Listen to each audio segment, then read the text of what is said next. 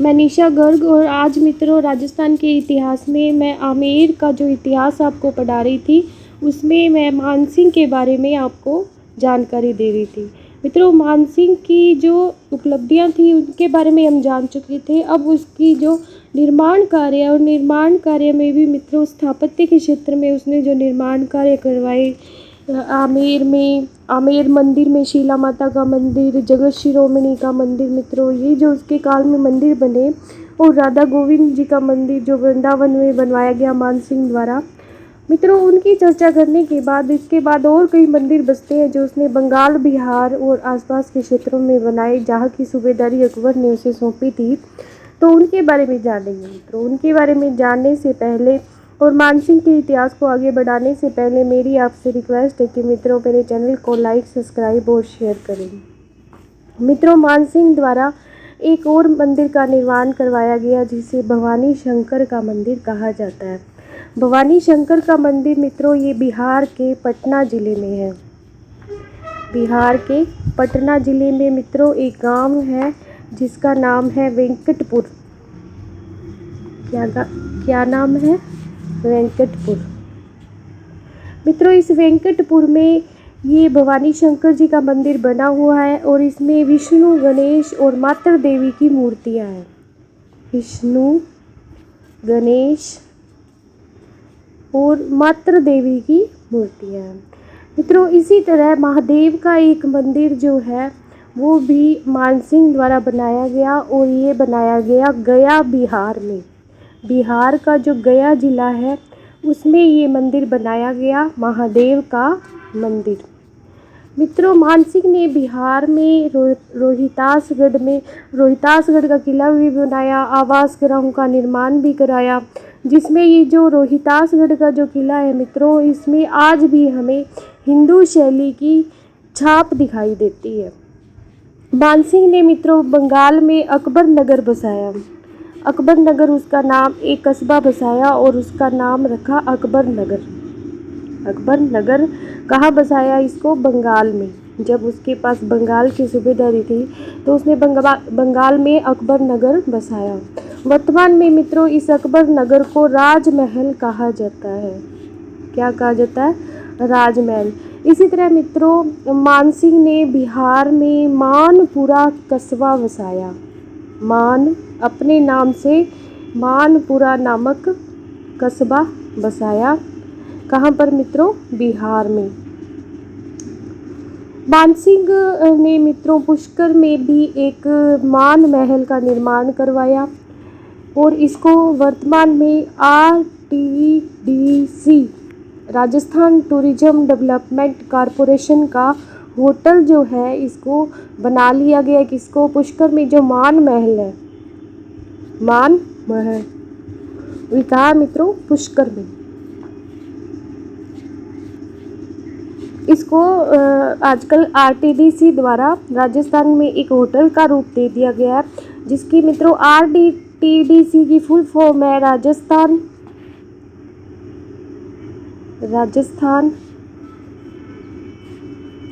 Tourism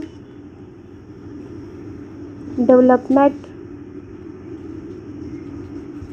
corporation. RTDC की full form है मित्रों राजस्थान टूरिज्म डेवलपमेंट कॉरपोरेशन। तो मित्रों यहाँ पर इसको होटल का रूप देकर मान महल को इसमें एक होटल चलाया जाता है। मानसिंह ने मित्रों जयपुर जिले में विराट नामक कस्बे में पंचमहला का निर्माण करवाया। मित्रों इस पंचमहला का इसलिए महत्व था क्योंकि अकबर जब ख्वाजा साहब की दरगाह पर जियारत करने जाता था और आता था तो बीच रास्ते में इस पंचमहला में ठहरकर विश्राम करता था। मित्रों अब हम बात करते हैं कि कला के क्षेत्र में मानसिंह की क्या उपलब्धियाँ है। मित्रों ब्लू पोट्री का नाम तो आपने सुना ही होगा। ब्लू पोट्री जो है वो मानसिंह द्वारा ही लाहौर से अजमेर लेकर आए थे मानसिंह जी। ये ब्लू पोट्री जो कला है मित्रों ये मूलतः ईरान की है, ईरान या पर्शिया की है। ईरान को क्या कहा जाता था मित्रों? पहले पर्शिया भी कहा जाता था। तो ये ब्लू पोट्री जो मूलतः कहाँ से आई है, ईरान से आई है, पर्शिया से आई है। पर्शिया से मित्रों ये लाहौर आई और लाहौर से इसको मानसिंह अजमेर लाए। लाहौर से अजमेर, अजमेर लाने का श्रेय किसको जाता है, मानसिंह को, मानसिंह प्रथम को। मित्रों ये जो मानसिंह प्रथम है ब्लू पोट्री को जयपुर लेके आए और ब्लू पोट्री के एक कलाकार थे जिनका नाम था कृपाल सिंह शेखावत। क्या नाम था, कृपाल सिंह शेखावत। मित्रों इन कृपाल सिंह शेखावत को पद्मश्री पुरस्कार भी मिल चुका है। ये प्रश्न हमारे लिए बहुत ही महत्वपूर्ण है कि पद्मश्री पुरस्कार से किस जो ब्लू पोट्री कलाकार है उसको नवाजा गया है। तो पद्मश्री पुरस्कार से कृपाल सिंह शेखावत को नवाजा गया। कृपाल सिंह शेखावत जो ब्लू पोट्री के कलाकार थे उनको नवाजा गया मित्रों, सम्मानित किया गया। इसके बाद मित्रों जानते हैं कि ये जो पद्मश्री इनको मिल चुका था और इनका जो देहांत है मित्रों कृपाल सिंह शेखावत का 2008-9 में हो गया था मित्रों। इसके बाद मित्रों हम जानते हैं कि साहित्य के क्षेत्र में मानसिंह के काल में क्या क्या उन्नतियाँ हुई। तो मित्रों मानसिंह के एक कवि थे जिनका नाम था मुरारी दान। मानसिंह के दरबारी कवि थे और जिनका नाम था मुरारी दान। इन्होंने एक ग्रंथ की रचना की जिसका नाम था मान प्रकाश ग्रंथ। मान प्रकाश ग्रंथ। ये जो मान प्रकाश ग्रंथ है मित्रों ये मानसिंह के जीवन की उपलब्धियों के ऊपर प्रकाश डालता है और इसका नाम भी मान प्रकाश ग्रंथ है। तो इसको याद करना बहुत आसान है मित्रों। इसकी रचना मुरारी दान द्वारा की गई जो मानसिंह के दरबारी कवि थे। मानसिंह के दरबारी कवि। मित्रों इसके अलावा मानसिंह के काल में ही जगन्नाथ नामक एक अन्य कवि हुए। उन्होंने मानसिंह कीर्ति मुक्तावली नामक ग्रंथ की रचना की। मानसिंह कीर्ति मुक्तावली की रचना की। इसी तरह मित्रों मानसिंह के भाई थे जिनके बारे में हम पहले पढ़ चुके हैं, उनका नाम था माधो सिंह। इनकी पत्नी जो कृष्ण भक्त थी वही माधो सिंह। और माधो सिंह के आश्रय में एक कवि थे जिनका नाम था पुंडरीक विट्ठल। पुंडरीक विट्ठल। मित्रों इन पुंडरीक विट्ठल ने राग चंद्रोदय की रचना की। राग चंद्रोदय इस ग्रंथ की रचना की। तो परीक्षा में मित्रों कई बार पूछा जा सकता है कि पुंडरीक विट्ठल द्वारा कौन से ग्रंथ की रचना की गई या राग चंद्रोदय की रचना किसके द्वारा की गई। तो पुंडरीक विट्ठल के द्वारा की गई। इसके द्वारा मित्रों इसके अलावा इनके द्वारा पुंडरीक विट्ठल के द्वारा राग मंजरी और दूनी प्रकाश नामक 2 अन्य ग्रंथों की भी रचना की गई। ये जो थे इनके दरबारी कवि थे किसके, माधो सिंह के। और दलपत राज मित्रों एक और कवि जिनका नाम था दलपत राज ने मित्रों राजपत्र प्रशस्ति की रचना की। राजपत्र प्रशस्ति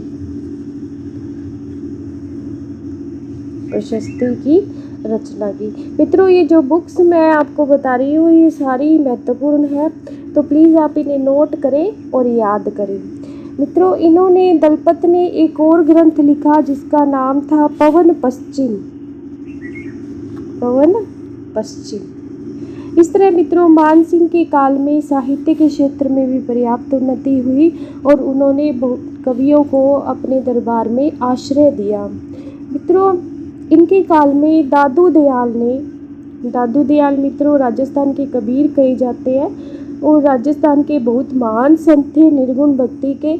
और दादू दयाल ने दादू वाणी की रचना जो है वो मानसिंह के काल में ही की थी। अब हम पढ़ते हैं कि 1613 में एक मित्रों अभिलेख लिखा गया था जिसे जमवा रामगढ़ प्रशस्ति के नाम से जाना जाता है। तो मित्रों ये जमवा रामगढ़ प्रशस्ति जो है इसकी रचना 1613 में हुई। कब हुई? 1613 का अभिलेख है।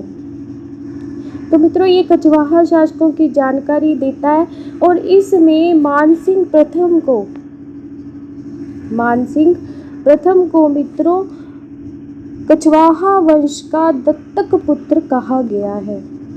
कछवाहा वंश का दत्तक पुत्र कहा गया है। किसमें कहा गया मित्रों? जमवा रामगढ़ प्रशस्ति में। मित्रों ब्लैक पोट्री के बारे में भी आपने सुना होगा। ब्लैक पोट्री जो है वो कोटा की प्रसिद्ध है मित्रों, कोटा की प्रसिद्ध है। और जो ब्लू पोट्री मैंने अभी आपको बताई वो जयपुर की प्रसिद्ध है। और मित्रों एक और कागजी पोट्री जो है वो अलवर की प्रसिद्ध है।